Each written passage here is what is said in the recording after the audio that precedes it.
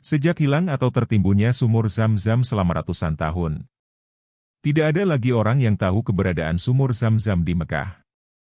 Masyarakat Mekah menganggap Zam-Zam itu sebagai cerita masa lalu, hanya sebuah cerita. Untuk memenuhi kebutuhan sehari-hari, masyarakat Mekah selalu mendatangkan air dari luar Mekah untuk memenuhi kebutuhan mereka. Hingga pada suatu hari, Abdul Muthalib atau Syaibah, kakek Nabi Muhammad SAW bermimpi. Di dalam mimpinya, dia mendengar suara yang mengatakan, "Galilah sesuatu yang baik."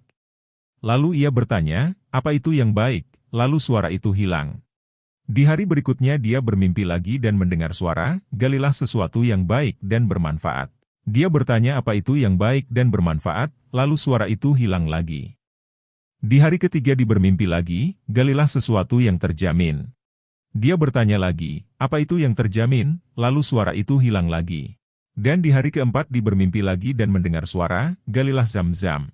Dia bertanya, "Apa itu Zam-Zam?" Lalu dijawab, "Sesuatu yang tidak akan pernah rusak. Dan dengannya engkau akan memberikan air jemaah haji." Tempatnya Zam-Zam itu berada di antara darah yang bercampur dengan tanah yang berbusa. Di bawah patukannya burung gagak yang memiliki warna keputih-putihan. Di sekitar sarangnya semut. Ketika bangun, Abdul Muthalib penasaran dengan mimpinya.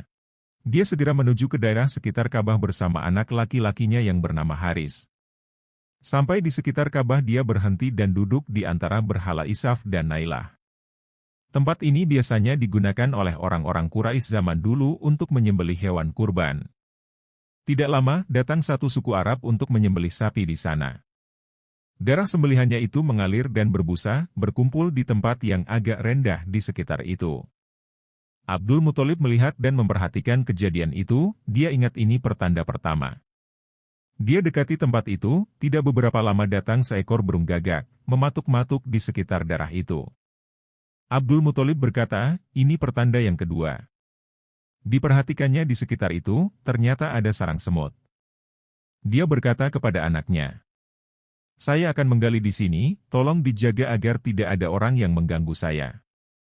Melihat Abdul Muthalib dan putranya tampak serius menggali, orang-orang Quraisy penasaran dan menghampiri mereka.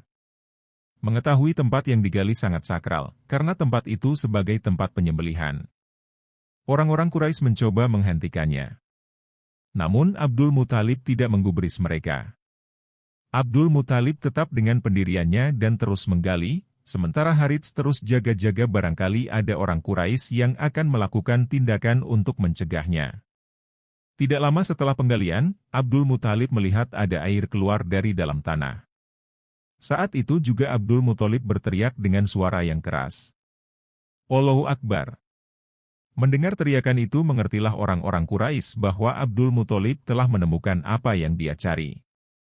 Melihat air terus keluar, maka orang-orang Quraisy sangat senang, dan mereka berkata kepada Abdul Muthalib, "Ini punya kita bersama." Abdul Muthalib tidak terima, "Bagaimana ini punya kita bersama, sementara saya yang mimpi, saya yang gali, saya yang menemukan." Tetapi orang-orang Quraisy tetap menuntut untuk dibagi, sehingga terjadilah percekcokan di sana.